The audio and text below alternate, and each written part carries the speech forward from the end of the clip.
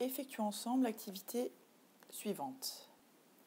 Il s'agit de représenter, selon le modèle de Rutherford, tout d'abord un atome de fer, puis l'ion fer 2 et enfin l'ion fer 3. La seule information que nous avons, c'est que l'ion fer 2 comporte 26 charges positives dans son noyau. L'ion fer 2 est indiqué ici. Les noyaux sont représentés ici en position centrale. Il faut donc indiquer à l'intérieur de ce noyau la présence de 26 charges positives. C'est ce que nous allons écrire. 26 plus. Nous avons vu dans la leçon précédente que le noyau reste inchangé lorsque l'on passe de l'atome à l'ion et de l'ion fer 2 à l'ion fer 3. Donc, nous indiquerons dans chacun des noyaux toujours la présence de 26 charges positives. Nous pouvons donc indiquer, si on fait un bilan des charges, pour chacune de ces trois représentations, à chaque fois, plus 26. Concernant l'atome de fer, nous savons que l'atome de fer, comme tous les autres atomes, est électriquement neutre. Cela signifie quoi? Cela signifie que si je fais le total des charges, je dois trouver un résultat égal à 0. La charge totale de l'atome est nulle.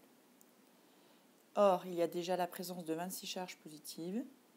Il faut donc ajouter la présence de 26 charges négatives, que sont les électrons qui gravitent autour de ce noyau.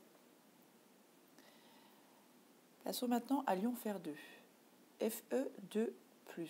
Le 2+, indiqué ici en exposant, c'est-à-dire en haut à droite, indique qu'il y aura 2 charges positives supplémentaires par rapport au nombre de charges négatives. Ce qui fait que le total des charges arrive à un résultat égal à plus 2. Il faut donc que je soustrais 24 charges négatives. Cela signifie qu'il n'y a plus que 24 électrons sur les 26 initialement présents qui circulent autour du noyau dans l'ion fer 2.